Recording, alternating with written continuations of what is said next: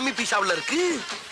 அப்ப கேமை இங்க இருந்தே ஆரம்பிச்சிட வேண்டியதான். கடந்த 4 ஆண்டுகளில் எம்எல்ஏ, அமைச்சர், துணை முதலமைச்சர் குடும்பத்தில் இருப்பவர்களுக்கு மட்டுமே ஆட்சியிலும் அதிகாரத்திலும் பங்கு.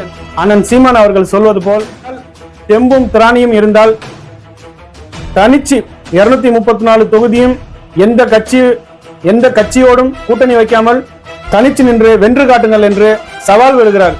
இந்த சவாலை ஏற்க திமுக தயாராக இருக்கிறதா? வாய்ப்பில்லை ராஜா, வாய்ப்பில்லை. ஐயா கலைஞரின் மகன் என்ற ஒரே காரணத்தால் திரு ஸ்டாலின் அவர்கள் முதலமைச்சரானார். திரு ஸ்டாலின் அவர்களின் மகன் என்ற ஒரே காரணத்தால் திரு உதயநிதி ஸ்டாலின் அவர்கள் துணை முதலமைச்சராக ஆகியிருக்கிறார். இது தமிழ்நாட்டுக்கு ஆபத்தானது என்றுதான் நான் பார்க்கிறேன். தோன்றட்டும் செந்தமிழ் சமூகம், இது தமிழர் யுகம். நீட் ரத்து செய்யப்படுமா? மதுவிலக்கு அமல்படுத்தப்படுமா? காவேரி பிரச்சனை தீருமா? முல்லை பெரியார் பிரச்சனை தீருமா? பாலாறு பிரச்சனை தீருமா? கனிம வளங்கள் கொள்ளை போவது தடுத்து நிறுத்தப்படுமா? ஆட்டு மணல் அள்ளுவதை நிறுத்தப்படுமா?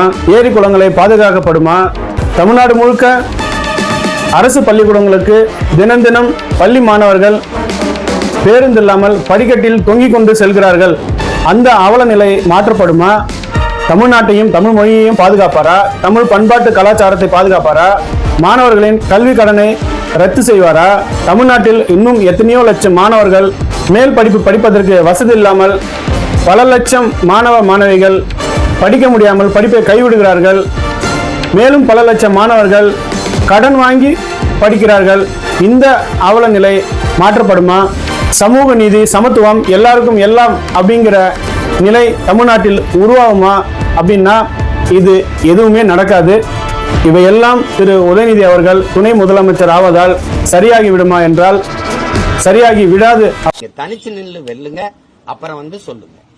ஏனென்றால் திரு உதயநிதி அவர்கள் துணை முதலமைச்சர் ஆவது தமிழ்நாட்டுக்கும் தமிழ்நாட்டு மக்களுக்கும் எந்தவித மாற்றமும் ஏற்பட போவதில்லை. பொதுமக்கள் அனைவரும் இது குடும்ப அரசியல், வாரிசு அரசியல் என்று பேசுகிறார்கள். அதற்கு ஏற்றார் போல ஆமாம், நாங்கள் குடும்ப அரசியல் தான் செய்கிறோம், நாங்கள் வாரிசு அரசியல் தான் செய்கிறோம் என்று தெல்ல தெளிவாக மக்களுக்கு அவர்களே எடுத்து காட்டுகிறார்கள். ஒரு கேள்வியை தன்மானமிக்க தமிழ் தம்பிதங்கள் கேட்கணும். இவ்வளவு பெரிய நாட்டில் இல்லாத ஒரு துணை முதல்வர், ஒரு டிப்டி சீஃப் மினிஸ்டர் கருணாநிதி வீட்டில் தான் இருக்காரடா. நாங்கள் இன்னும் எத்தனை காலத்திற்கு வேண்டுமானாலும் திமுக குடும்பத்திற்காக கொத்தடிமைகளாக உதயநிதியும் நாங்கள் முதலமைச்சராக ஏற்போம், இன்ப நிதியும் நாங்கள் முதலமைச்சராக ஏற்போம் என்று அந்த கட்சியில் இருக்கிற நிர்வாகிகள் அனைவரும் வெளிப்படையாகவே நாங்கள் கொத்தடிமைகள் தான் என்று அவர்களாகவே சொல்லுகிறார்கள். கழகத்தின் சார்பில் உழைக்கின்ற கொத்தடிமைகளை சொன்னா கூட கவலை இல்லை, நாங்கள் அடிமைகள் தான். எண்ணற்ற மூத்த தலைவர்கள் இருக்கிறார்கள். ஆனால் அவர்களுக்கெல்லாம் இல்லாத தகுதி திரு உதயநிதி ஸ்டாலின் அவர்களுக்கு மட்டும் எப்படி வந்தது? ஸ்டாலின் அவர்களின் மகன் என்ற ஒரே காரணத்தால் மட்டும்தான் வந்தது. இதை தவிர அவருக்கு வேற என்ன தகுதி இருக்கிறது? கடந்த 4 ஆண்டுகளில் எம்எல்ஏ, அமைச்சர், துணை முதலமைச்சர், இது முழுக்க முழுக்க சமூக நீதி இல்ல, அநீதி. ஏனென்றால் 10-15 கூட்டணி கட்சிகளை வைத்துதான் திமுக தேர்தலை சந்திக்கிறது. அவர்களின் மூலமாகத்தான் திமுக ஜெயிக்கிறது.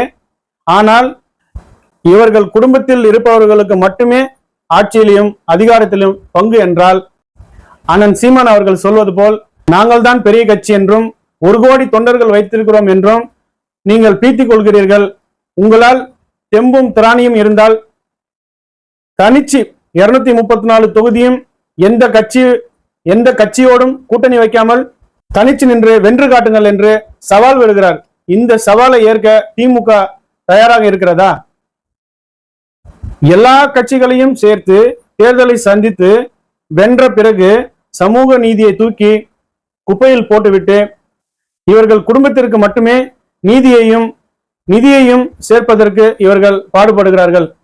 தமிழ்நாட்டு மக்களை பற்றி இவர்களுக்கு கவலை இல்லை, தமிழ்நாட்டை பற்றி இவர்களுக்கு கவலை இல்லை.